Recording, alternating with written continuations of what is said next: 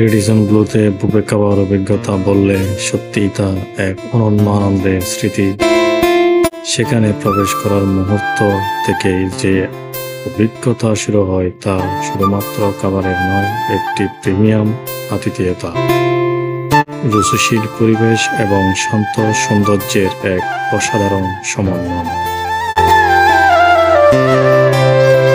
হোটেলের লবিতে ঢুকতেই মনোমুগ্ধকর সুগন্ধ আর সুশৃঙ্খল পরিষেবা যেন অতিথিদের উষ্ণ অভ্যর্থনা জানায়।